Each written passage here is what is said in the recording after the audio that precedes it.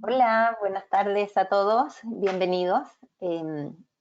Acá los recibimos en este nuevo webinar llamado Conociendo más sobre el impacto de la ley REP en la agricultura. Hoy día contamos con dos panelistas. Está con nosotros Tomás Saez, que es el jefe de la Oficina de Economía Circular del Ministerio de Medio Ambiente. Y también contamos con Francisca Vega, que es la encargada de logística del programa Campo Limpio. Este webinar está diseñado, bueno, con estas dos exposiciones, son aproximadamente media hora cada una de las exposiciones, de manera que dejemos unos 15 minutos al final para todo lo que son las preguntas y consultas que ustedes tengan. En su panel, a mano derecha, debieran tener en el fondo justamente en el fondo la opción para que nos puedan hacer llegar las preguntas, las van ingresando en la medida que vayamos avanzando con los temas y al final resolvemos las preguntas y consolidamos la información. ¿Ya? Así que los dejamos con Tomás, bienvenido, muchas gracias por estar con nosotros y esperamos que los asistentes saquen el mayor provecho a esta opción. Muchas gracias, Francisca, y a quienes están escuchando por estar acá. Voy a compartir pantalla. Para empezar. Entonces tenemos el botoncito.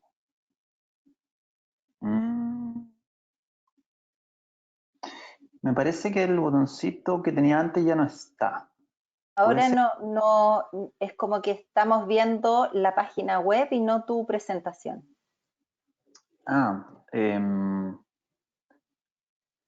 Chuta. Denme un segundo, por favor, porque... Sí, claro. Ahí vemos la presentación. Ahora se ve la presentación, perfecto. Sí, así ¿Y ahora es. se ve la pantalla completa? En pantalla completa, exacto. Me voy para el principio. Ya, ahora sí.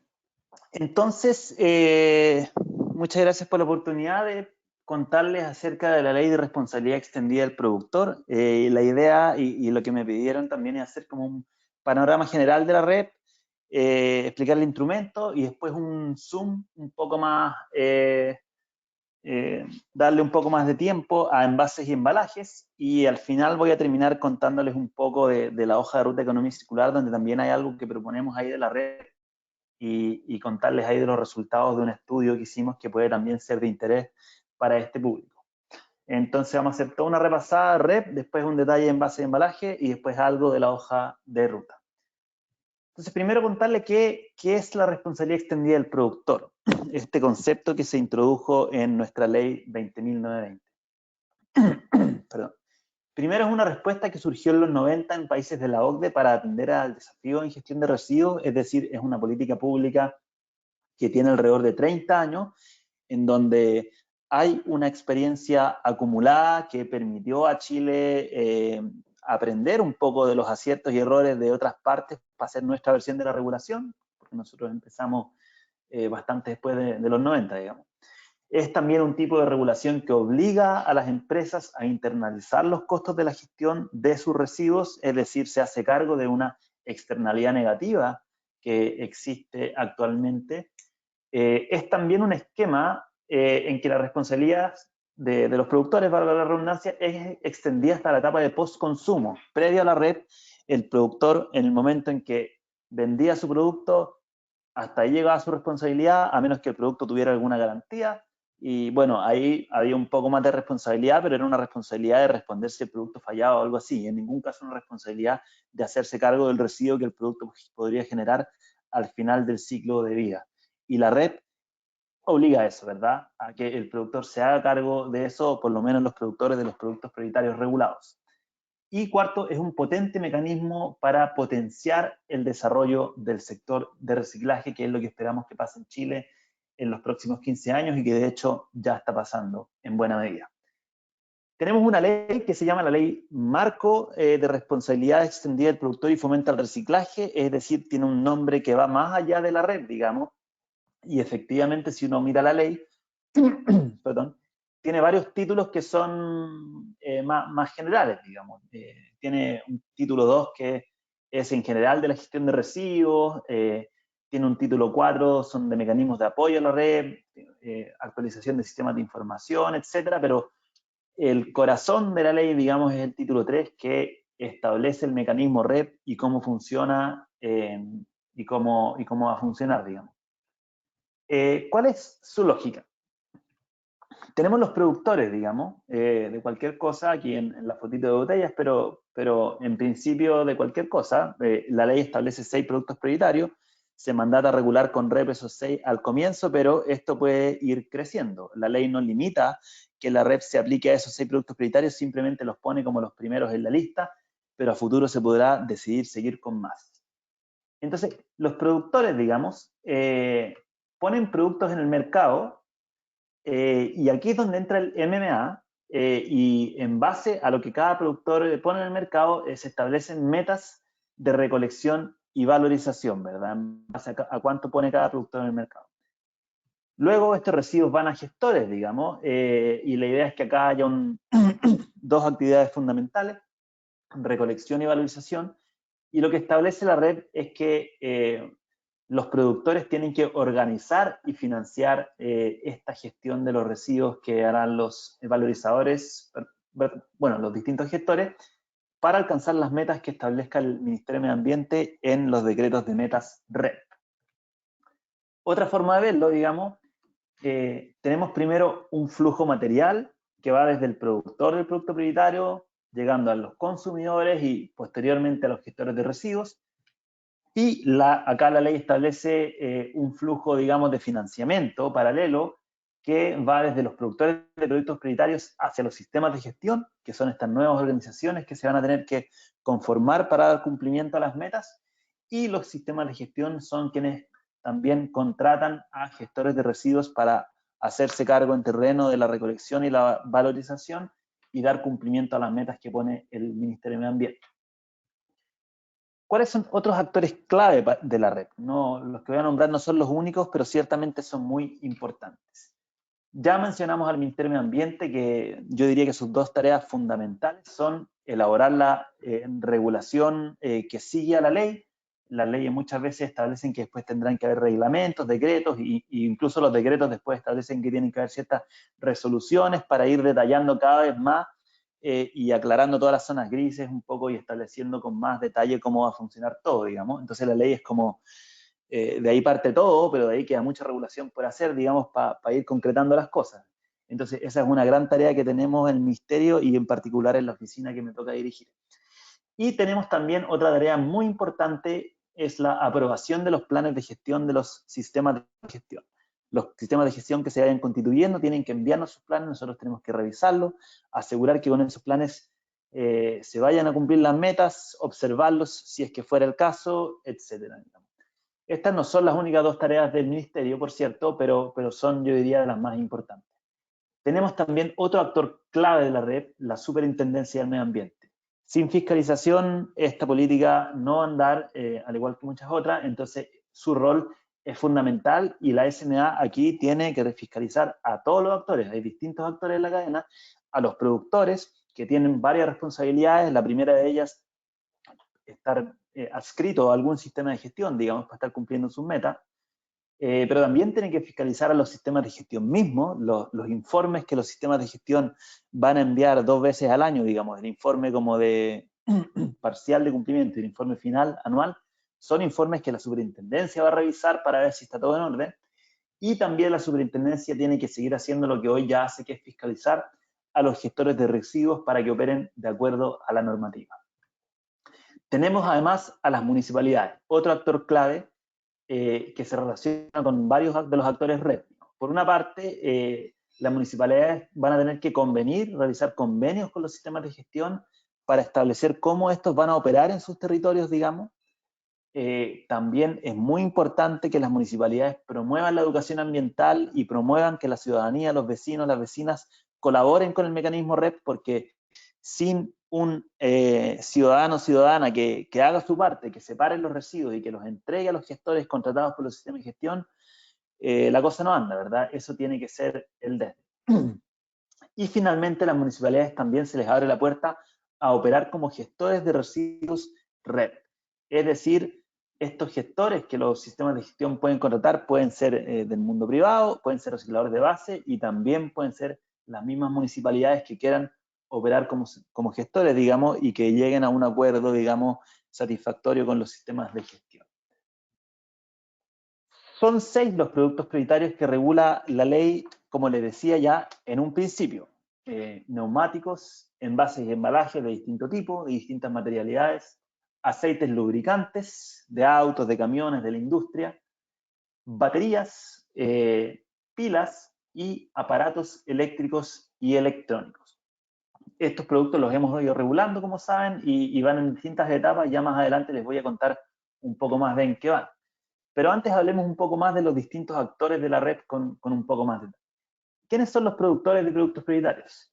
Son personas naturales o jurídicas que, independiente de cómo comercializan sus productos, enajenan un producto prioritario por primera vez en el mercado nacional, enajenan bajo marca propia un producto prioritario en el mercado nacional adquirido un tercero que no es el primer distribuidor. Esto es medio enredado, mucha gente se confunde, pero es básicamente decir que aquí, si hay, por ejemplo, supermercados que mandan a producir algo a un tercero y después lo enajenan bajo marca propia, como ocurre con varios supermercados que tienen sus marcas propias, pero ellos no los producen directamente, entonces ese supermercado, para esos productos, él se considera como el productor, digamos, porque él lo enajena bajo marca propia.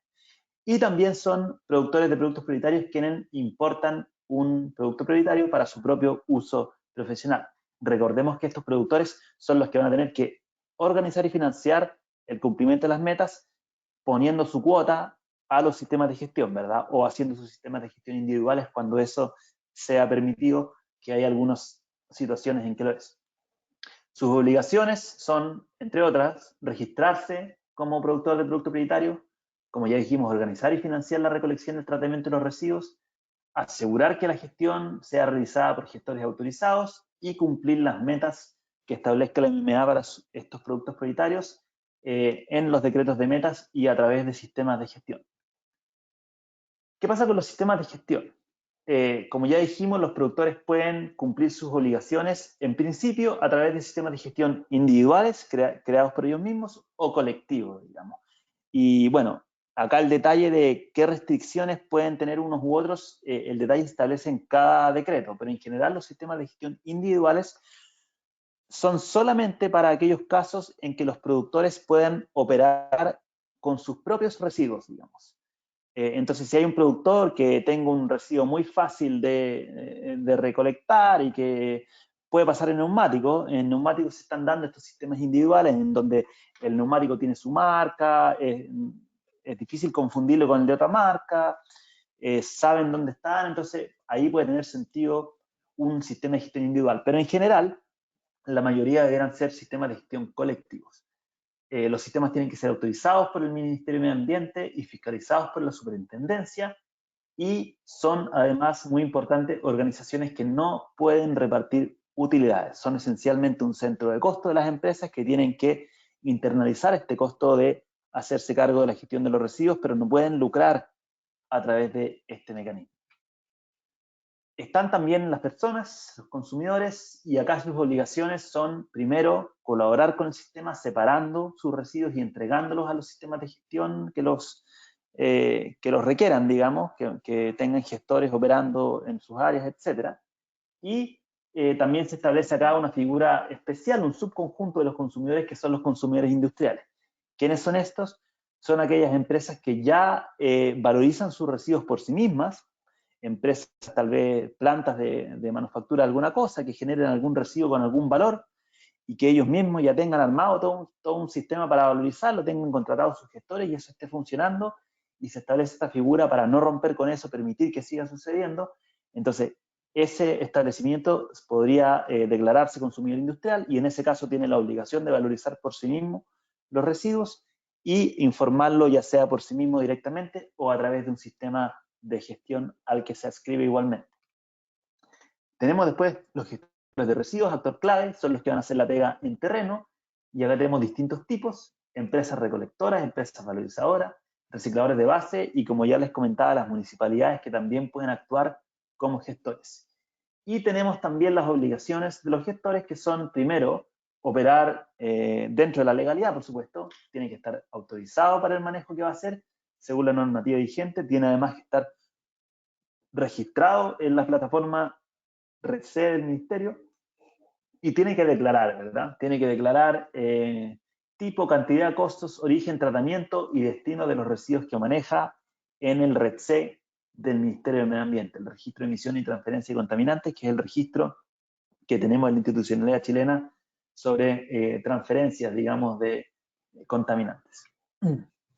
Y finalmente tenemos al Ministerio de Medio Ambiente, ya hemos hablado un poco de sus obligaciones, pero solo para reiterar, elaborar una serie de reglamentos, decretos y especificar más la normativa, ¿verdad? Algunas cosas que ya hemos hecho son el reglamento del Fondo para el Reciclaje, que es uno de los mecanismos que se establece en la red, elaborar el reglamento que fija el procedimiento para los decretos de metas, cosa que también ya está hecha, de hecho ya hemos avanzado con algunos de esos decretos, elaborar los decretos mismos con las metas y otras obligaciones, administrar la plataforma de información de la que depende la red, revisar y utilizar planes de gestión, como les comentaba, y diseñar e implementar programas de educación ambiental. ¿Cómo es el proceso para la elaboración de los decretos de metas red? Es un proceso normado, como vimos anteriormente en el DS8 2017, donde se establece cómo tiene que ser esto, digamos. No puede ser entre cuatro paredes, es un proceso en que tiene que participar un comité operativo ampliado y que es revisado por varias instancias, digamos. Parte con un anteproyecto, donde se abre un expediente público, se reciben antecedentes de quien quiera enviarlos y se establece un comité operativo ampliado de actores públicos, privados y de la sociedad civil también, al cual el Ministerio básicamente llega con una propuesta inicial, digamos, de cómo está pensando este decreto, y aquí se da un proceso de discusión que generalmente son 6, 7, 8 sesiones, espaciadas en 1 o 2 semanas cada una, en donde se discute muy en detalle estas propuestas y se van ahí recabando las opiniones de los asistentes y se va afinando la propuesta, ¿no? Y con eso ya se elabora un anteproyecto que se somete a consulta ciudadana, se sube ahí a la web, cualquiera lo puede bajar, leer, comentar. Y cierra la consulta ciudadana y ya entra el ministerio en una etapa ya de análisis de eso. Todo lo que llega por la consulta ciudadana es respondido, así que lo vemos muy a conciencia. Y en base al análisis de lo que llega ahí, se elabora ya la propuesta final de decretos supremos que tiene que ser después aprobada por el Consejo de Ministros para la Sustentabilidad y también tiene que ser aprobada por el presidente de la República porque esto requiere su firma y también tiene que ser tomada a razón por Contraloría General de la República. Entonces son procesos que toman su tiempo, pero que también aseguran o facilitan que sean regulaciones de buena calidad porque intervienen muchos actores en el proceso. ¿Cómo vamos con la regulación de los 6 primeros productos prioritarios? En esta tablita lo resumimos.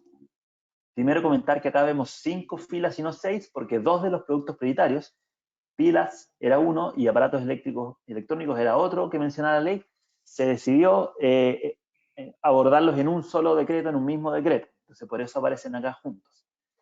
Tenemos 2 decretos que ya están listos, neumáticos y envases de embalaje, están publicados y como ustedes bien sabrán, la red ya tiene fecha de comienzo para ambos productos prioritarios ahí, que es el 2023, el primer año en que empiezan a correr las metas para esos primeros 2. Tenemos otros 2 procesos que están en marcha, el de aceites lubricantes y el de pilas y aparatos eléctricos, que ahí aparecen a la par, pero en verdad aceites lubricantes va bastante más adelantado que pilas y aparatos eléctricos. Lo que pasa es que se ha demorado porque ahí hubo unas interacciones que había que hacer con los órganos de libre competencia que tomaron también su tiempo. Y nos queda también comenzar el proceso de baterías que esperamos poder hacer prontamente. Y como les digo, esto no se agota con estos 6 productos, esperamos avanzar con otros productos a futuro. Hablemos ahora un poco sobre envases y embalajes y qué se ha establecido en el decreto que regula la red para este producto prioritario, que es el DS12 de 2020, que como les digo ya está hace rato publicado y seguro lo conocen. Primero, su ámbito de aplicación es a 2 categorías de envases, que son los domiciliarios y los no domiciliarios. Ahí el Ministerio tiene una resolución, digamos, que es el llamado catálogo de envases, y en ese catálogo se establece qué envases cuentan como de un tipo y cuáles cuentan como del otro tipo. Hay ciertas excepciones, la red no aplica a microempresas, entonces si yo pongo envases en el mercado, pero soy una microempresa, de acuerdo a cómo define la microempresa, una ley, no recuerdo cuál ley es, por ahí lo dice la misma ley, REP, pero es en base a la cantidad de personas que trabajan, y si no me equivoco, menos de 10 personas en la empresa caería en esta categoría. Entonces, esas empresas no son consideradas productores de productos prioritarios, entonces no tienen que cumplir con la obligación de financiar sistemas de gestión, etc. Y también quedan fuera las empresas que producen envases, pero pocos. ¿Cuántos? Menos de 300 kilogramos al año. Entonces, aún si yo soy una empresa que no soy micro, soy un poco más grande y produzco envases, si produzco menos de 300 kilogramos al año de envases, tampoco quedo afecto a las obligaciones a las que están afectas los productores de productos prioritarios. Y tampoco están afectos a la REP los envases retornables, ¿verdad? Se parte de una línea base bien dispar, primero dispar en el sentido de que hay mucho más reciclaje no domiciliario en Chile que domiciliario. En lo no domiciliario, para estos materiales que están ahí, que son los de esta categoría, llegamos al 49% de valorización, es decir, hay bastante valorización de envase y embalaje no domiciliario, traccionado sobre todo por el papel y cartón, como vemos ahí, el 82% de lo no domiciliario de ese producto se recicla. Pero en cambio la situación en lo domiciliario, que es el ámbito del reciclaje municipal, es mucho más baja, ¿no? Ahí llegamos a un 12,5% de valorización, traccionado nuevamente por papel y cartón y por vidrio, ¿verdad? Pero muy poco cartón para líquidos, metal y plástico. Entonces de ahí partimos. ¿Cuáles son las metas? Son bien ambiciosas y son diferentes para cada, primero, categoría. Recordemos que hay dos categorías, domiciliarios y no domiciliarios, y hay subcategorías, que son por tipo de materialidad. Y las metas son tanto por categoría como por subcategoría y son escalonadas, ¿verdad? Hay un calendario que es el que vemos en pantalla, que partimos del año 1, que vendría siendo el 2023, y llegan a su pic al año 12, ¿verdad? Llegando a 60% para cartón para líquidos, 55% para metal, 70% para papel y cartón, 45% para plástico y 65% para vidrio. Entonces, como vemos, es un salto realmente grande respecto a lo que tenemos hoy día, que recordemos es en promedio un 12,5% de reciclaje domiciliario. Y después nos pasamos al ámbito no domiciliario, en donde se definen solamente 3 subcategorías: metal, papel y cartón, plástico. ¿Qué significa que ni vidrio ni cartón para vía esté acá? Significa que cualquier envase de vidrio y cualquier envase de cartón para vía se considera domiciliario. Entonces, solamente hay no domiciliario de estas 3 categorías, y aquí vemos que las metas son más altas que para el caso domiciliario, bueno, porque se parte de una línea base más alta, y eso también tiene su razón de ser en que en general los residuos no domiciliarios se generan de una forma mucho más concentrada, no tan dispersa como los no domiciliarios, y por tanto es más fácil de recolectar y valorizar.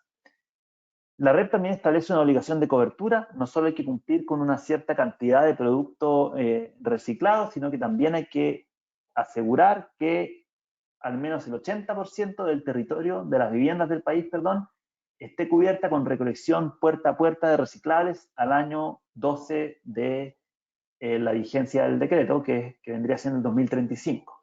Y ahí tenemos un calendario también escalonado que va marcando cómo se tiene que ir desplegando este sistema, que va a llevar a que el día de mañana el 80% de las viviendas del país tengan un camión del reciclaje que pase distinto al camión de la basura, que es el que todos conocemos.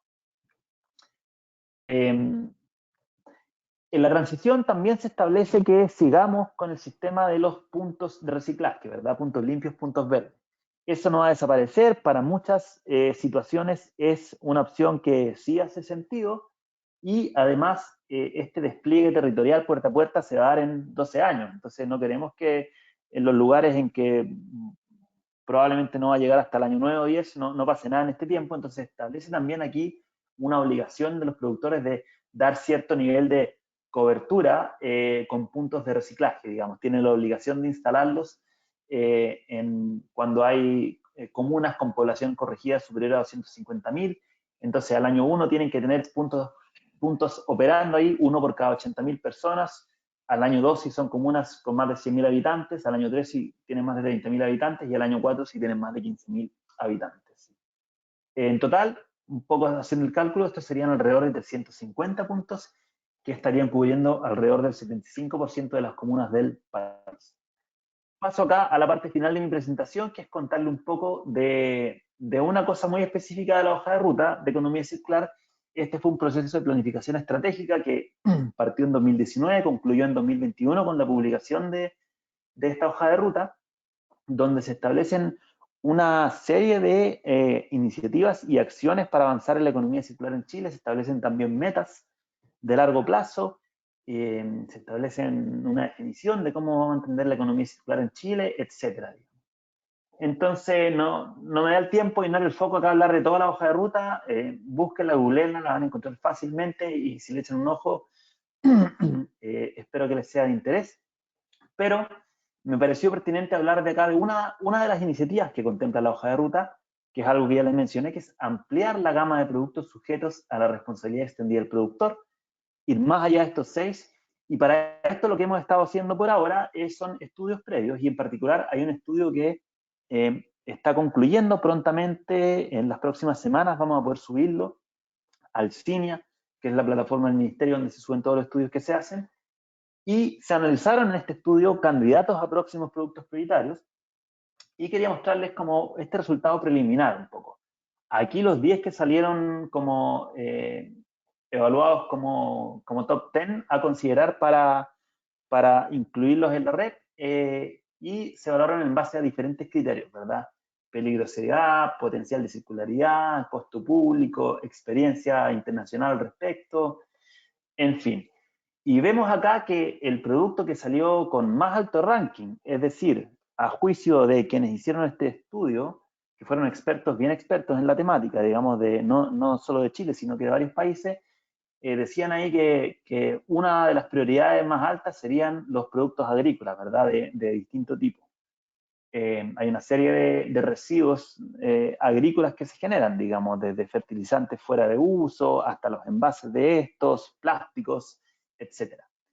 Y de ahí tenemos los demás que podemos ver ahí, ¿verdad? Vehículos, medicamentos, productos peligrosos del hogar, cigarros, equipos de pesca y acuicultura, textiles, construcción y demolición y muebles, digamos. Entonces, pinta para que a futuro la red se va a ir extendiendo y que eventualmente va a cubrir también los productos agrícolas.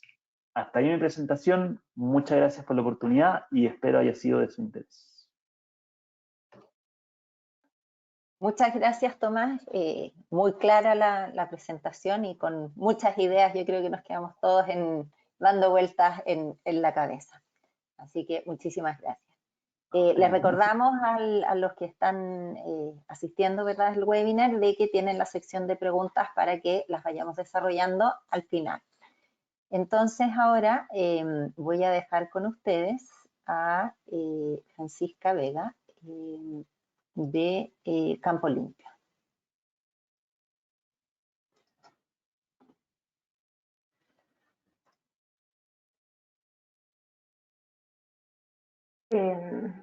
Ahí está.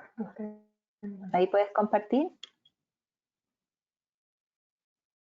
Sí, avísame por favor, Francisca. Sí, ¿Se ve mi presentación? ¿La vemos? No, ahora no la vemos. Se cerró. Ah. Ahí sí, un botón de pero no la vemos en modo presentación.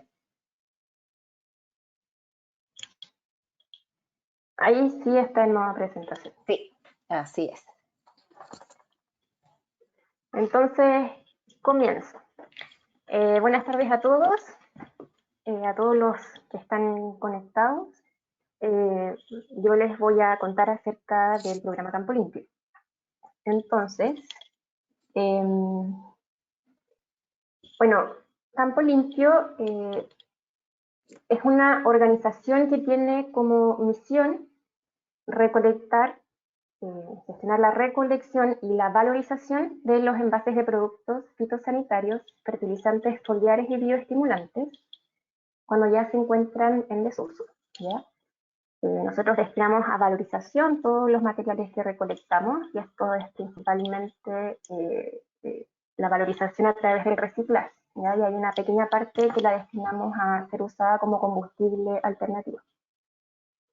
Este programa ya tiene un poco más de 20 años de existencia y estamos presentes recolectando estos envases en casi todas las regiones del país, desde Arica hasta Coyhaique. Contamos con 28 centros fijos y estamos yendo también a más de 60 puntos móviles. Estos puntos móviles son actividades que duran un solo día y que se realizan en lugares donde no es posible o a la fecha no contamos con un centro fijo, ya que funcionan todo el año estos centros fijos. Ahora, el programa es gratuito en el sentido de que el agricultor no tiene que pagar una tarifa para que se le reciban los envases en ninguno de los lugares habilitados de Campo Limpio, y es abierto a todos los usuarios de estos productos. ¿Okay? Algo que también es importante mencionar es que todas las actividades y todas las instalaciones que forman parte de esta organización dan cumplimiento a la normativa vigente. Todas las instalaciones donde se reciben y almacenan los envases cuentan con su autorización sanitaria para tal actividad. También todo el transporte que utilizamos, todo el servicio que se contrata, cuenta con autorización sanitaria para el transporte de residuos no peligrosos, ya que es la que nos corresponde por el motivo que vamos a ver en las láminas siguientes.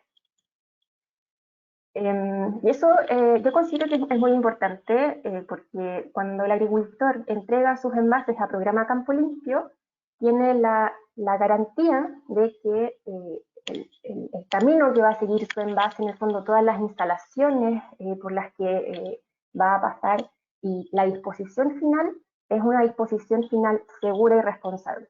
¿Okay? Todas las instalaciones autorizadas y todo el transporte autorizado. Y algo más que les puedo contar acerca de Campo Limpio es que está financiado por algunas empresas de la industria de la protección de los cultivos.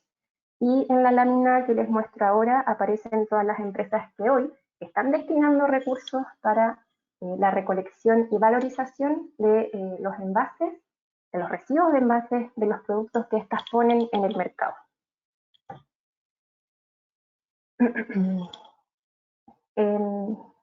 Bueno, algo también que el agricultor debe conocer es que el manejo de los envases en Chile está normado, ¿okay?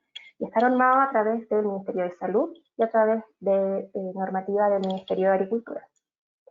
En relación a la del Ministerio de Salud, que es el Reglamento Sanitario sobre el Manejo de Residuos Peligrosos, esta normativa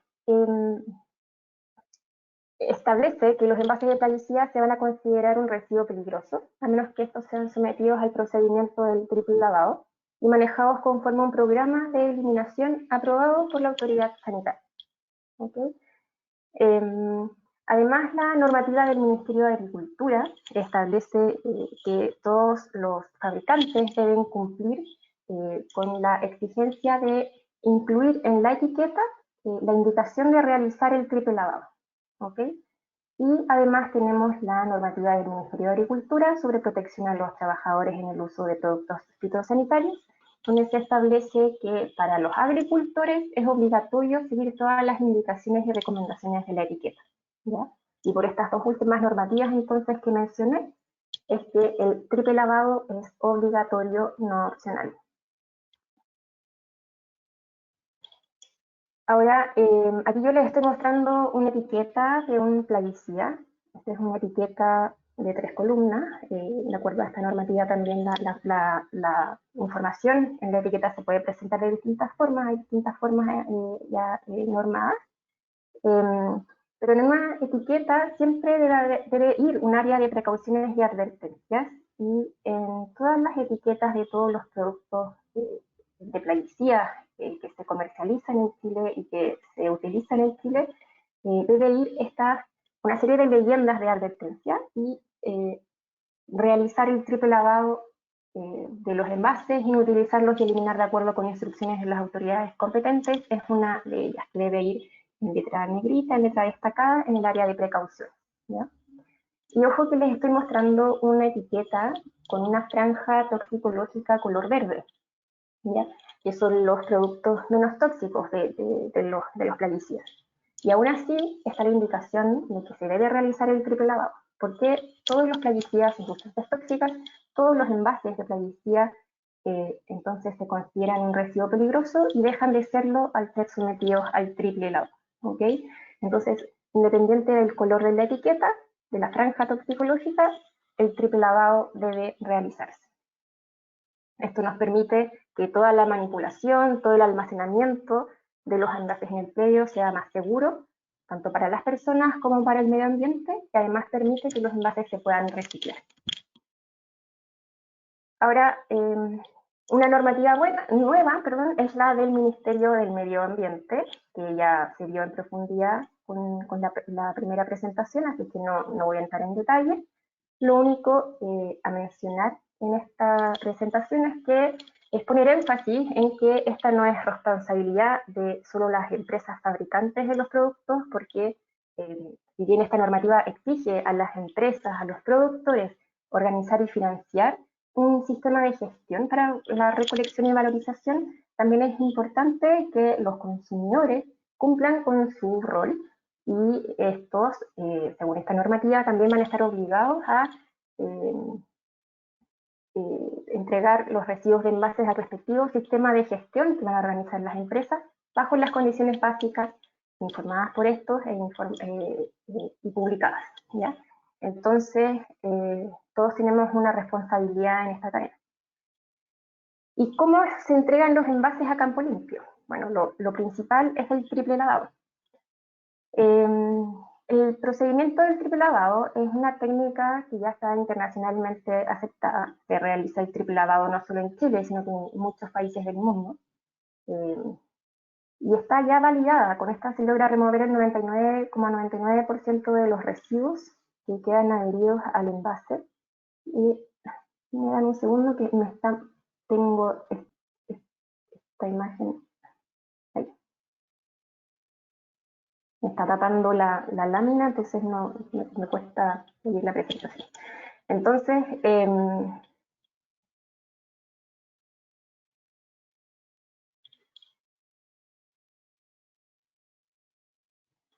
tenemos el triple lavado, que ya dije es una técnica internacionalmente aceptada. Esta técnica consiste en lavar 3 veces el envase con agua limpia, sin aditivos, sin detergentes, y debe ser realizada inmediatamente por el mismo usuario o por el agricultor una vez que se ha terminado el contenido del envase. Y esto es súper importante y los motivos son, primero, que si dejamos el triple lavado para el final del día, de la jornada de aplicación, o para el final de la temporada, por ejemplo, el producto ya va a estar seco y ya no va a ser tan fácil removerlo como un simple triple lavado. Además, bueno, de esta manera también aprovechamos todo el contenido del producto. Y la tercera razón es que es el agua del enjuague. Si nosotros lavamos el envase en un momento distinto al de la preparación de la aplicación, entonces vamos a tener un agua con plaguicida diluido y vamos a tener que manejarla como residuo peligroso, contenerla, y todo va a ser mucho más complicado y costoso. Entonces, lo que debemos hacer es realizar el triple lavado apenas se nos ha terminado el contenido del envase, y entonces el agua del enjuague de los envases la utilizamos para completar la dilución que va a ser aplicada posteriormente en el cultivo. ¿Ya? Con eso nos evitamos el generar ahora un agua como residuo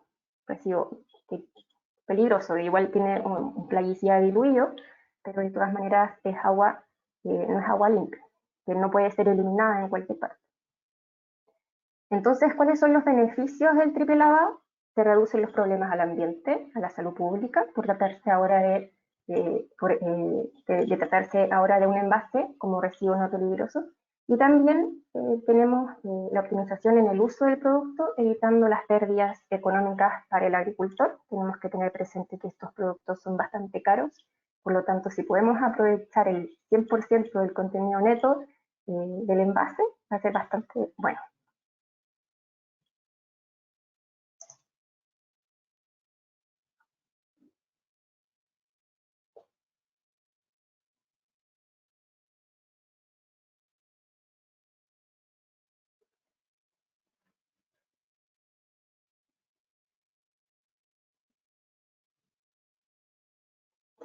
Francisca, ¿me ayudas?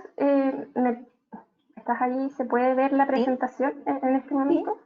Sí. ¿Cómo Lo hacer estamos el triple viendo. lavado? Esa es la lámina, Sí. ¿no? Ya. Una lámina con Tuve- amarillo. Tuve un problemita. Ya, entonces, Tranquila. Todo bien. ¿cómo hacemos el triple lavado? El triple lavado, bueno, comienza con, una vez que se ha terminado el producto, entonces yo debo mantener el envase en posición de descarga durante 30 segundos hasta que caiga hasta la última gota de producto. Y de esa manera después tengo que diluir menos con los lavados. El paso 1 del triple lavado es agregar agua al envase hasta un cuarto de su capacidad. Agua limpia, sin aditivos, como ya dije. Luego se cierra bien con su tapa y se agita enérgicamente durante 30 segundos por lo menos para lograr remover todo el producto que está adherido al interior. Y se vierte el agua del enjuague en el pulverizador o estanque del equipo de aplicación y se mantiene en posición de descarga durante 30 segundos más.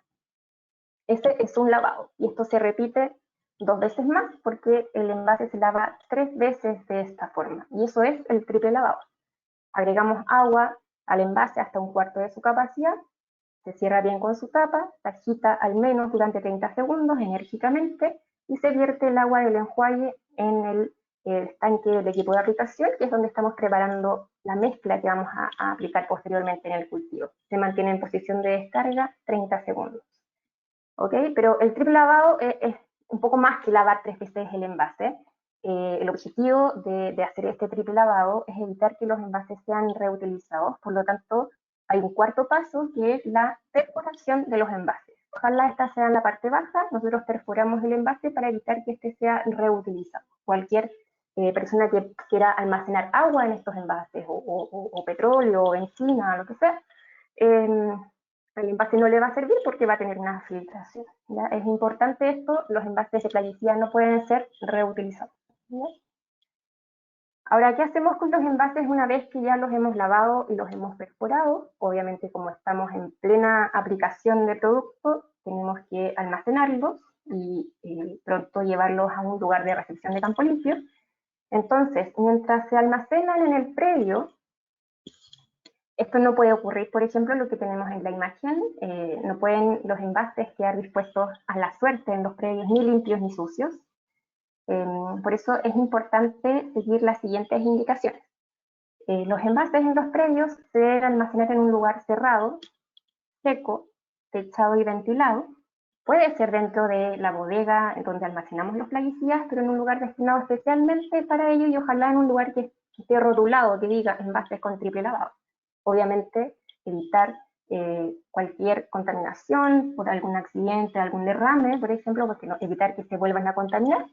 Y, como dice aquí también, mantener los envases protegidos de polvo, tierra y sustancias extrañas. Esto toma alta importancia cuando los estamos almacenando a orilla de camino, por ejemplo, en algunas jaulas o estructuras que están cerca de lugares de los caminos o que se levantan mucha tierra.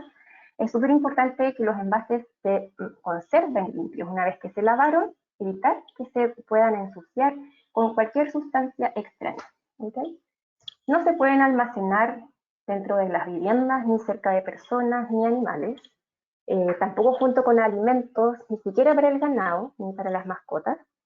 Y algo que también es muy importante, durante el almacenamiento los envases se tienen que secar y ventilar, ¿ya? Es súper importante que los envases se almacenen destapados. Nosotros en campo limpio recibimos las tapas, pero separadas del envase, ¿ya? El almacenamiento también tiene que ser separado. Ahora, en campo limpio tenemos requisitos de recepción, ¿ok? En cada uno de los lugares de recepción habrá un encargado que va a inspeccionar visualmente todos los envases que lleguen a campo limpio, y estos tienen que cumplir con los requisitos, que es básicamente, ¿cuáles son los requisitos? Básicamente lo que ya les he contado. El triple lavado, los envases tienen que encontrarse limpios y secos. El gollete y la rosca también deben encontrarse libres de residuos. Los envases deben encontrarse destapados. Las tapas se reciben, pero separadas del envase. Y encontrarse inutilizados mediante una perforación. Los envases deben aprobar la inspección visual a la cual van a ser sometidos en el centro de recepción. Y algo que aplica solamente para los envases plásticos, cuando estos son de una capacidad de 50 litros o más, nosotros pedimos que estos envases vayan trozados al menos por la mitad. Esto no se solicita para los envases metálicos de más de 50 litros, solamente para los plásticos. Y bueno, no es necesario remover las etiquetas, nosotros queremos que los envases lleguen con sus etiquetas adheridas, eso es parte del envase. Y bueno, los envases que no reúnan estas características serán rechazados y tendrán que ser manejados conforme lo que establece la normativa del Ministerio de Salud acerca de los residuos peligrosos, ¿ok? Todos los requisitos aplican para todos los formatos de envases, desde el más pequeño de 100 gramos, por ejemplo, hasta los de 200, 210 litros. Algo que se muestra en esta imagen, que no he mencionado aún, es que nosotros sabemos que hay productos que tiñen el plástico. Entonces, también es importante que ustedes sepan, nosotros recibimos el plástico teñido, pero también es fácil de diferenciar cuando el envase tiene producto seco adherido a cuando está teñido, ¿ok? Es inevitable que el plástico se tiña, por lo tanto eso sí podemos recibirlo. Lo importante es que el envase no tenga residuo ni seco ni fresco, ni al interior ni al exterior. Entonces, por ejemplo, aquí tenemos una foto, tenemos un envase que tiene residuo fresco al interior, ese se rechaza. Aquí tenemos envases que aún mantienen sus tapas, eso también se rechaza, ya dijimos que los envases se reciben destapados. Y este otro envase que tiene un residuo seco al interior también es rechazado. Ahora, ¿dónde entregamos los envases? Nosotros en Campo Limpio tenemos centros fijos y puntos móviles. Los centros fijos funcionan durante todo el año y pueden encontrar en nuestra página web las direcciones, las regiones donde están ubicados, la ciudad, la dirección, los datos de contacto del encargado de recepción, teléfono y correo electrónico, para coordinar la entrega previamente. Eso es muy importante. Los agricultores deben contactar al centro de acopio y al encargado de recepción para coordinar la entrega de sus envases. También tenemos los puntos móviles, que también tenemos una programación publicada en la página web de todas las actividades del año. Y para participar en los puntos móviles es necesario inscribirse, para eso hay que completar un formulario de inscripción, al cual se puede acceder también a través de la página web. Aquí tenemos algunas imágenes de centros fijos, son instalaciones bastante sencillas, lo importante es que son techadas, tienen ventilación y la capacidad para almacenar los envases que se van recibiendo. Ahora, como les dije, estamos viendo más de 60 comunas con puntos móviles. Acá en esta lámina se mencionan varias de las comunas donde estamos viendo. Estamos cada año incorporando más comunas, por eso probablemente aquí me falta alguna de las que hemos incorporado este año. Por ejemplo, en la tercera región estamos viendo a Vallenar y Alto del Carmen. Y además tenemos un centro fijo en la región en Copiapó. Tenemos un centro fijo ahí que se llama Punto Eco y pueden ustedes acceder a los datos de contacto a través de la página web. Las actividades, los puntos móviles, consisten en que nosotros hacemos una difusión previa con semanas de anticipación. La idea es que los agricultores se inscriban. Una vez que se termina el periodo de inscripción, nosotros les enviamos una citación y les asignamos un horario para que se acerquen a dejar los envases en la fecha informada. ¿Okay? Nosotros vamos ese día con camiones, pueden ser camiones con contenedores metálicos, con camiones acondicionados para el transporte de residuos sólidos no peligrosos, como este que tenemos en la imagen. El agricultor puede inscribirse con un envase o con todos los que tenga. Lo importante es que se inscriban, ¿ya? Porque esta información que nosotros usamos, que ingresan los agricultores en sus inscripciones, nosotros la usamos para planificar la capacidad de recepción que debemos tener ese día. Entonces, por eso la importancia de que se inscriban. Ahora, independiente de dónde van a entregar sus envases, siempre en Campo Limpio se les va a entregar un comprobante de recepción. Y es importante que el agricultor exija su comprobante de recepción cuando entrega sus envases. ¿Okay? En este comprobante está emitido a su nombre, tiene un número, tiene la fecha de entrega, tiene el lugar donde entregó los envases, las cantidades de envases plásticos y metálicos, y también las cantidades de envases rechazados. ¿Okay?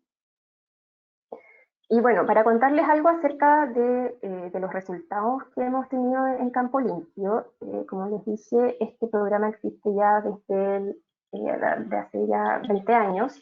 Nosotros comenzamos en el año 2001 recibiendo 13 toneladas, esto es solamente para plásticos en este gráfico. Y cada año se están haciendo mayores esfuerzos para recibir cada vez más.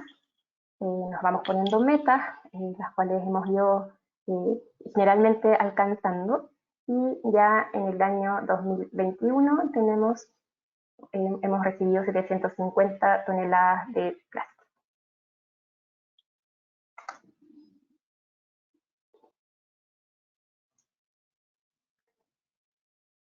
Y si sumamos todas las cantidades de plástico que hemos recuperado desde el año 2001 hasta diciembre del 2021, ya llevamos más de 6.000 toneladas recuperadas, que no se encuentran en los campos hoy día, que no han sido quemadas, que no han sido enterradas y que mayormente han sido destinadas a reciclaje. En cuanto a los metálicos, porque para los que no sabían, también recibimos envases metálicos, envases de metal exigido, a los cuales se les puede hacer el triple lavado. Estamos recibiendo en algunos centros fijos, principalmente los de la zona central, pero también algunos del norte ya. Si bien el volumen de generación de estos envases metálicos es mucho más bajo, de todas maneras estamos recibiéndolos, y ya el año 2021 recibimos casi 5 toneladas de estos envases. ¿Okay? Todo lo que se recibe en Campo Limpio se destina a valorización, el 100%, ¿ya? En cuanto a los envases plásticos, el 90% aproximado se destina a reciclaje y el resto a valorización energética. Y en relación a los envases metálicos, el 100% se destina a reciclaje, va a fundición, que cuentan con su autorización para recibir estos envases, y esto después se transforma en otros productos metálicos. ¿Okay? Aquí tenemos unas imágenes de los productos que se están fabricando hoy día con estos envases. Tenemos tablas ecomaderas, se llama la madera, madera plástica, la cual sirve para estas estructuras que se utilizan en la ganadería, para los postes, como tutores en la agricultura, ¿ya? En general son de uso industrial, y también tenemos una plataforma hecha de ecomadera, y bueno, también se están destinando estos plásticos para la fabricación de cañerías que se utilizan para la conducción de relaves en la minería.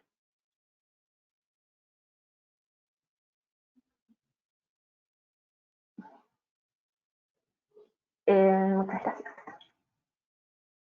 Esa sería mi presentación. No sé si vamos a revisar algunas preguntas.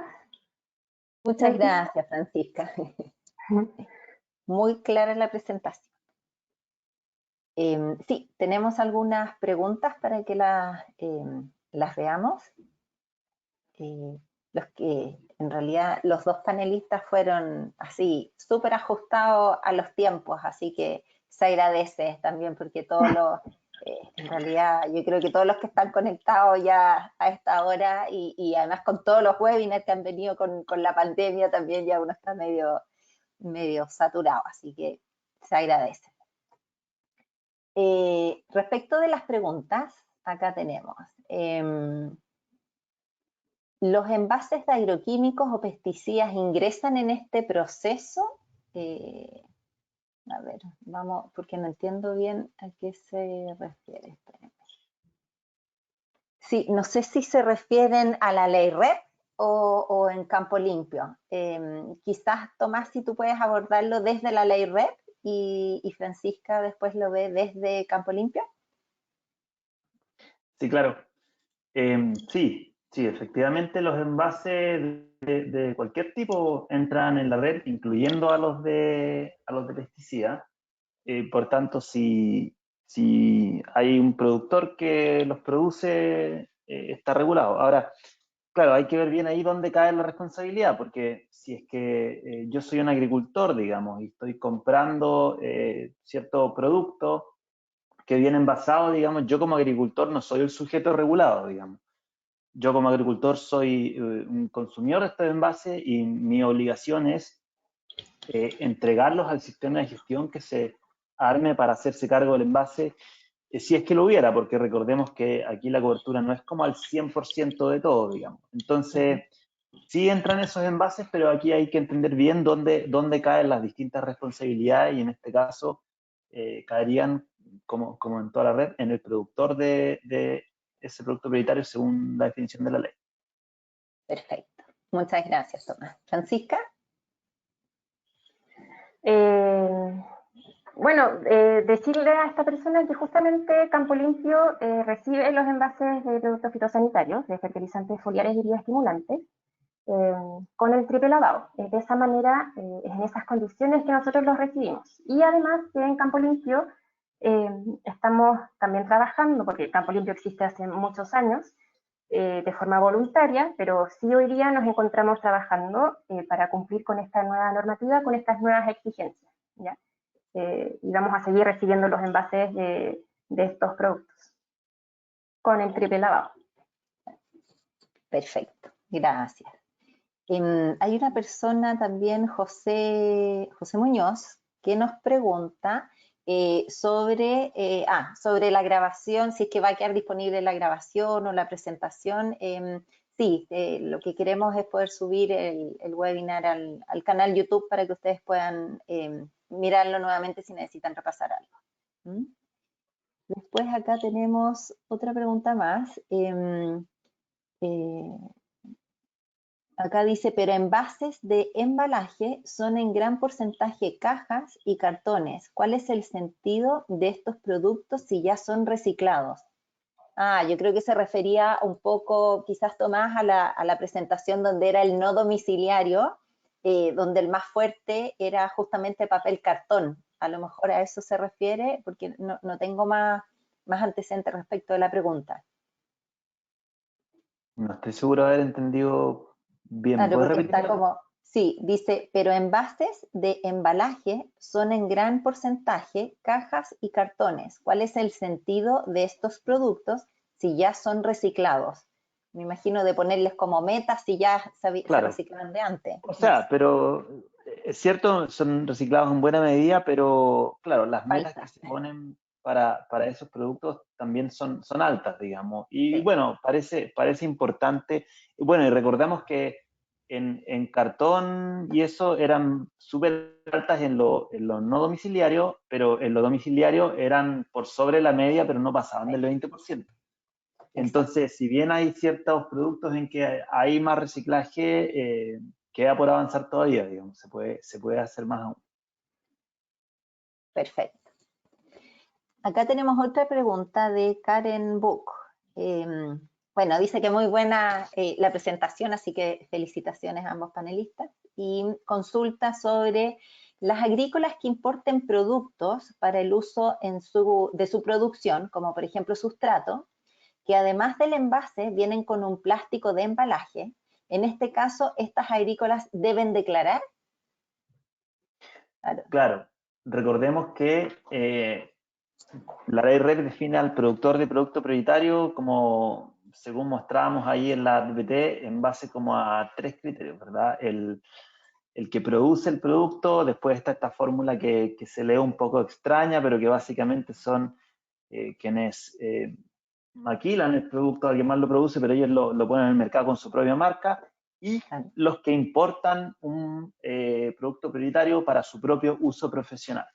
En este caso caeríamos en esa categoría y asumiendo que la empresa que hace esta importación no cae dentro de las excepciones, recordemos que habían dos excepciones, las microempresas y las empresas que ponen menos de 300 kilos de envase. Entonces, si yo no soy ni microempresa y lo que importa un poco, la cantidad de envases, estoy por sobre eso, efectivamente yo caigo bajo la definición de productor de producto prioritario, por tanto estoy obligado tanto a declarar anualmente esto y también a participar de un sistema de gestión, inscribirme en un sistema de gestión, pagar mi cuota, digamos, de forma de cumplir a través de eso mis obligaciones. Perfecto. Acá tenemos otra consulta también de Karen. ¿Cuáles son las exigencias para ser gestor de residuos? Para ser gestor de residuos hay que solicitar autorización sanitaria al Ministerio de Salud. Entonces, el Ministerio de Salud es quien da esa autorización y entiendo que evalúa caso a caso, pero hay distintas normativas, ¿verdad? O sea, si estamos hablando de un relleno sanitario, hay una normativa que aplica al relleno sanitario, digamos. Estamos nosotros elaborando una normativa para plantas de compostaje que eventualmente va a aplicar. Entonces, dependiendo de la aplicación, hay distintas normativas, pero el Ministerio de Salud es quien tiene que dar esos permisos, digamos. Pero va a depender de la actividad, digamos. Y esa es una obligación, contar con la autorización del Ministerio de Salud, pero también otra obligación de un gestor es estar registrado como tal en el REDSEM, que es el sistema de información que el Ministerio de Medio Ambiente ha disponibilizado para, no solo para la REP, sino que el REDSEM es mucho más grande que la REP, es un sistema de información que se usa para emisiones al aire, digamos, no solo para reciclaje, digamos. Ah, perfecto. Acá tenemos otra pregunta más de Margarita Vergara, que quería preguntar cómo el Ministerio de Medio Ambiente, en el marco de la ley REP, promueve el desarrollo de valorizadores para el reciclaje. Gracias por la pregunta. No, yo diría que nosotros, no es que como Ministerio de Medio Ambiente promovamos directamente a los valorizadores, la ley REP en sí va a promover el desarrollo de todo un sistema de reciclaje, digamos. Al final, ¿cuál es el incentivo para los valorizadores? Bueno, van a haber ahora, a diferencia en el pasado, van a haber metas de valorización que los sistemas de gestión van a tener que cumplir y si no las cumplen se exponen a multas de hasta 8 millones de dólares anuales, digamos. Entonces, ¿qué van a hacer los sistemas de gestión? Los colectivos al menos, los individuales pueden operar contratando directamente, pero los colectivos tienen que hacer licitaciones para contratar gestores. Y hay dos tipos de gestores como básicos, ¿verdad? Los que recolectan y pretratan y los que valorizan. Entonces acá vamos a tener sistemas de gestión que un poco más adelante van a empezar a hacer licitaciones para contratar valorización de residuos y esto va a suceder en mucho mayor medida de lo que hay en día. Entonces, valorizadores van a poder asegurar contratos a largo plazo, digamos, donde se les va a seguramente poder asegurar un cierto ingreso de residuos, donde además probablemente va a desarrollarse mucho mayor nivel de compra. Entonces, la ley en sí, la ley REP, por el mecanismo que establece y los incentivos, va a llevar a que haya un desarrollo muchísimo mayor de todo este sector para los distintos productos prioritarios. Entonces, no es que nosotros como ministerio estemos como a lo Corfo, digamos, promoviendo emprendimientos, innovaciones y valorizadores. Eso lo está haciendo Corfo, hay que decirlo también. Y es parte del trabajo que hace el Estado para asegurar que este ecosistema se cree, ¿verdad? No quedarse solamente en, bueno, ahí está la ley, y estamos seguros que todo va a pasar. Igual hay que tomar medidas proactivas para lo micro, ¿verdad? Para que estos emprendimientos vayan existiendo y todo. Pero claro, lo fundamental acá es que la ley cambia toda la estructura de incentivos y de costos de forma que se viabiliza tener sectores de reciclaje sustentables económicamente, digamos. Buenísimo, súper claro.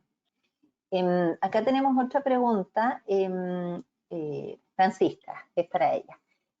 ¿Realizan alguna evaluación para verificar un correcto triple lavado? Pregunta Margarita también. Margarita Vergara.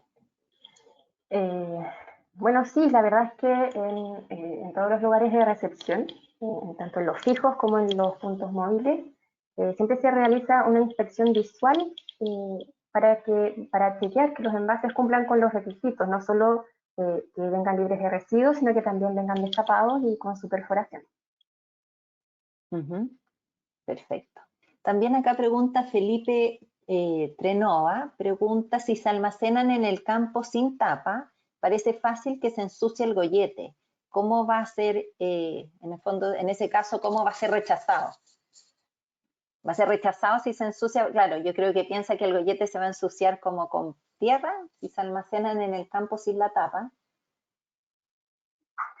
La verdad es que es importante que los envases lleguen al centro de recepción o al punto móvil secos y ventilados. ¿Ya? Sabemos sobre todo que hay algunos productos que los más tóxicos tienen olores súper fuertes, entonces es importantísimo que los envases lleguen ventilados al lugar de recepción. Ahora, en el mismo campo, en el lugar de almacenamiento, se puede tomar ciertas medidas para evitar que los envases se vayan cubriendo de polvo, de tierra, de, qué sé yo, nos llegan, de repente hemos tenido que rechazar envases que llegan hasta con cadáveres de ratones por ahí.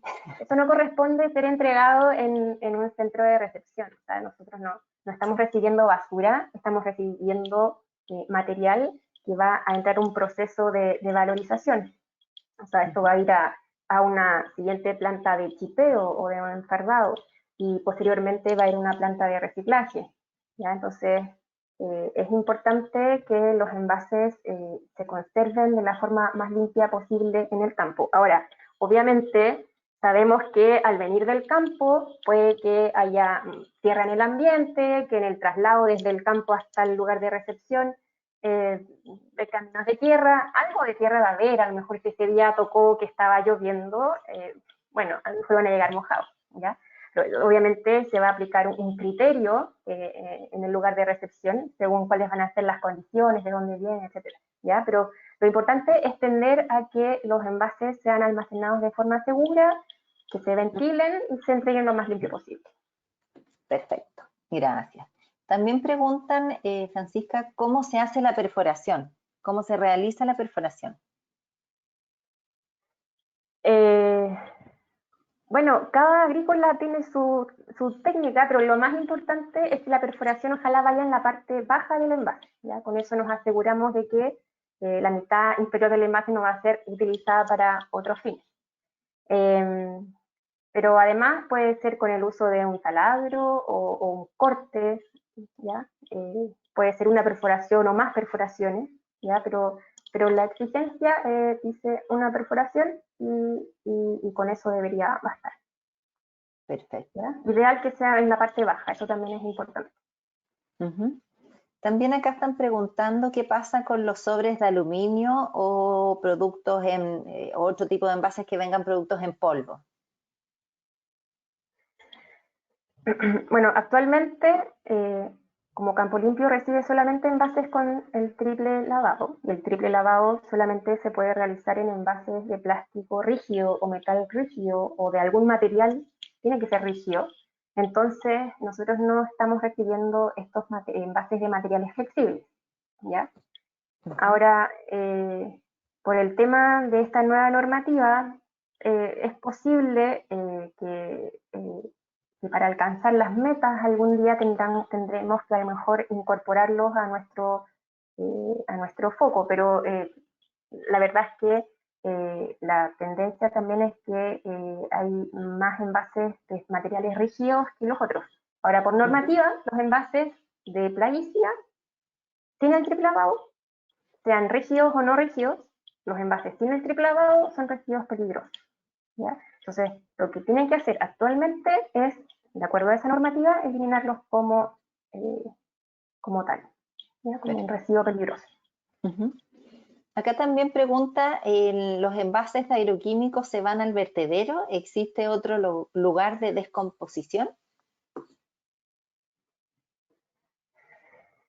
A ver, en Campo Limpio, como dije por ahí en la presentación, creo, todos los envases que recolectamos en Campo Limpio son destinados a valorización. Alrededor del 90% se destina a reciclaje, el 100% de los metálicos se destina a reciclaje y el más o menos el 90% de los plásticos también. Y eso quiere decir que entran en un proceso en que finalmente terminan convertidos en una materia prima para la producción de otros elementos de esos materiales, otros productos plásticos u otros productos metálicos, ¿ya? Cañerías, ecomadera. Nosotros no destinamos envases ni a relleno sanitario, ni tampoco le damos otro tipo de disposición, ¿ya? ¿Respondí la pregunta? Sí, clarísimo. Tomás, acá preguntan, con respecto a la ley RED, ¿en qué casos es recomendable llevar un sistema de gestión individual?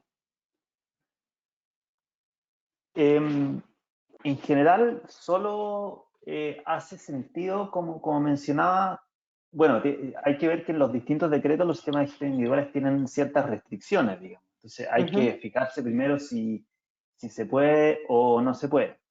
Y la mayor restricción es la que mencionaba de que, por lo menos en los dos decretos que ya están publicados, que son de envases y de neumáticos, la restricción es a operar con sus propios residuos. Es decir, si yo soy empresa X, digamos, de detergente y quiero hacer un sistema individual, estaría obligado a, de alguna forma, ir a buscar solo mis envases. Entonces yo no podría poner un punto de reciclaje en que la gente ponga cualquier cosa, no. Entonces, básicamente para envases y embalaje es bien poco probable que existan sistemas de gestión individuales. De hecho, no tenemos conocimiento de ninguno. El decreto sí establece la posibilidad de que justamente los productores de productos prioritarios que caigan en la categoría de que estamos hablando, digamos, de envases y embalajes de sustancias peligrosas y o agroindustriales, pueden formar sistemas de gestión exclusivamente para valorizar sus envases. O sea, se establece la posibilidad de que hayan sistemas no individuales, pero sí como exclusivos para este tipo de envases, digamos, que podrían operar con envases de este tipo, digamos. Entonces es como un intermedio. Pero la respuesta corta, digamos, es que en verdad para envases y embalajes no hace demasiado sentido y es poco probable que existan. Donde sí ya estamos viendo que hay algunos que se nos han presentado, incluso con sus planes, es en neumáticos, donde, como ya les comentaba, sí tiene algo más sentido, particularmente en algunos segmentos. En neumáticos tenemos enormes neumáticos mineros también, que hay una empresa que se los vende a una minera, tienen contratos de largo plazo, y es fácil poner en ese mismo contrato de que, bueno, al término de la vida útil de esto, yo voy a buscar este neumático, usted me lo tiene que entregar a mí. Entonces, se puede armar un ciclo cerrado con ciertos productos, pero para envase es un poco inviable. Entonces, es muy difícil pensar que vayan a existir para envase. El decreto no los prohíbe, pero es difícil ver cómo podrían implementarlo al final. Buenísimo. Acá también dice, entonces, como agricultor, consumidor industrial, ¿cómo voy a conocer cuáles son los gestores autorizados para recolectar y valorizar los envases? Claro, ahí es distinto si va como consumidor industrial o como agricultor, como consumidor común y corriente. Claro. O sea, acá hay varias cosas. Primero, en cualquier momento una persona puede mandar una solicitud de transparencia al Ministerio de Medio Ambiente pidiendo un listado de los gestores que están registrados actualmente en la plataforma. Eso es información pública. También cualquier gestor que yo contrate, si yo me pongo a googlear y veo que, bueno, el gestor tanto y tiene su página y opera en tal lugar y yo lo llamo y, bueno, usted puede ir a retirarme los envases, yo le puedo pedir a ese gestor que me muestre su resolución del Ministerio de Salud que lo autoriza a funcionar, digamos, y le puedo pedir también que me demuestre que está registrado en RedC, digamos. Entonces yo, a cualquier gestor yo le debiera poder exigir que me muestre su acreditación de que él está registrado, autorizado, y él debiera poder mostrarme la resolución del Ministerio de Salud que la aprueba y la resolución del Ministerio de Medio Ambiente que acredita que está registrado en RedC. Claro, entonces eso en caso, y bueno, mencionaba a la persona que quería hacer como en esta figura de consumidor industrial, que implica que quiere valorizar por sí mismo. Claro, ese sería el mecanismo, como el gestor, digamos, hay muchos gestores, el Ministerio de Medio Ambiente cuenta con alguna información al respecto, la puede entregar y a cualquiera de ellos se los puede contactar y pedir que les muestre sus papelitos que están al día. Perfecto. Y en el caso de agricultor sería ver el sistema de gestión en el fondo que está dispuesto para eso y recurrir al lugar que tengan. Claro, pero ojo ahí porque la persona que preguntaba por esta figura del consumidor industrial, y cuando alguien opta por ser consumidor industrial, quiere decir que ese alguien, establecimiento o campo ha optado por valorizar por sí mismo. Por sí mismo. Y en ese caso... Y para eso se tiene que registrar, ¿verdad? Como consumidor industrial en el REDC. Correcto. En el REDC ya está habilitado un formulario, pero por ahora es un formulario solamente indicativo, ya que uno de los artículos transitorios el decreto o la ley, no me acuerdo si el decreto o la ley, establece que la obligación de declararse como consumidor industrial es a partir del otro año. Entonces, básicamente, si alguien quiere operar el 2023 como consumidor industrial, lo puede hacer llenando el formulario.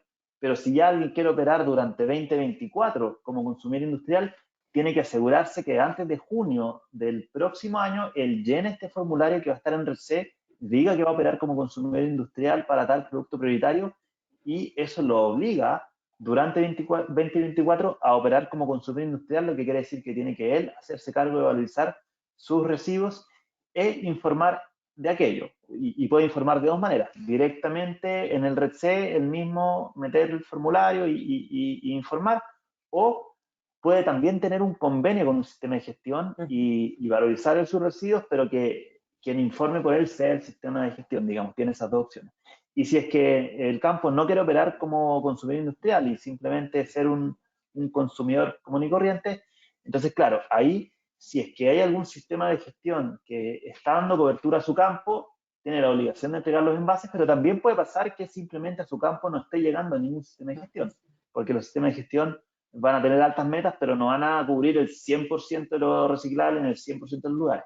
En ese caso, si yo estoy en un campo y genero residuos de envase y no hay ningún sistema de gestión que los venga a recolectar, mi obligación es simplemente la obligación de cualquier ciudadano y empresa de Chile, que es gestionar sus residuos de acuerdo a la normativa, es decir, con algún gestor autorizado que retire la basura, Campo Limpio, puede ser cualquiera de los gestores que ya ocupa, digamos. Perfecto. Ahora, otra consulta dice acá, ¿dónde se pueden solicitar contenedores de reciclaje para zonas más agrícolas que no estén cerca de la ciudad? Yo creo que ahí Francisca, yo creo que se refiere quizás a los puntos móviles por la consulta de los contenedores. Ya, o sea, si se refiere a que le interesa... Para el tema agrícola, porque en el fondo si se refiere a domiciliario, ahí quizás Tomás nos puede ayudar cómo pedir el contenedor para los residuos o envases domiciliarios. Ya, a ver, si va para este lado la pregunta.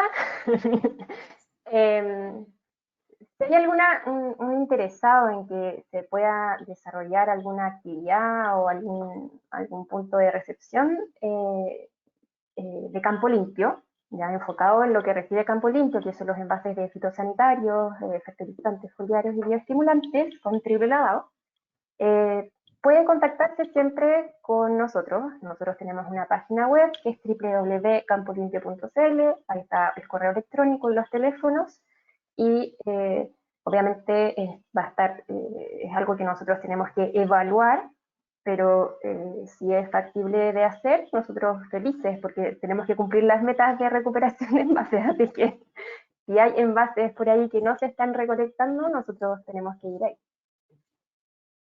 Perfecto. Tomás, si nos ayudas desde el punto de vista domiciliario. Ahí no necesariamente hay alguien que tenga actualmente como una obligación de hacerlo, digamos. Entonces siempre están desplegando los sistemas de reciclaje con una cierta lógica no predeterminada desde el ministerio, que va a decir, pero generalmente si es que yo soy un vecino y digo, bueno, aquí me hace falta servicios de reciclaje o quisiera ver la posibilidad, ahí a quien hay que llamar es a la municipalidad, hoy en día.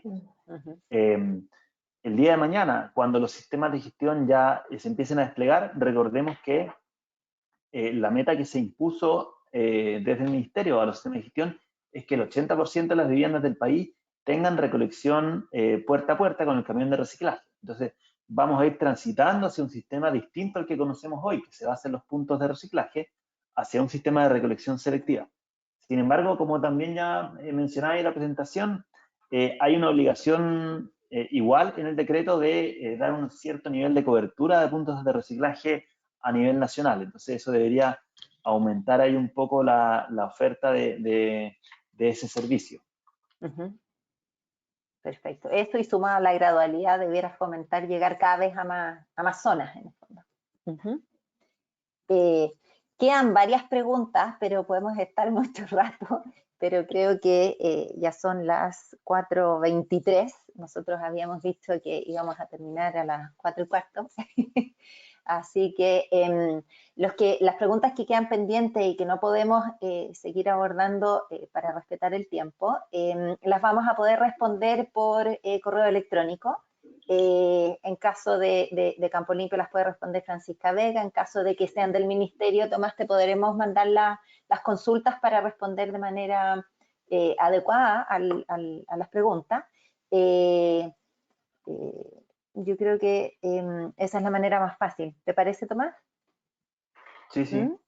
Buenísimo. Así que, bueno, agradecidos de los panelistas, de la asistencia. Tuvimos una asistencia de casi 100 personas que, en realidad, como les decía, debido a la sobreexposición de repente de pantallas, cuesta más. Pero la verdad es que el tema estuvo súper interesante. Muchas cosas quedan aún, a lo mejor, por despejar, pero para eso están estas alternativas y no creo que sea la última instancia en la que podamos hacer una actividad de este tipo. Así que muchas gracias a todos y hasta el próximo webinar que podamos desarrollar. Gracias, Tomás, gracias, Francisco. Chao. Chao, muchas gracias. Bien, chao. Gracias a ti. Chao, Tomás. Chao.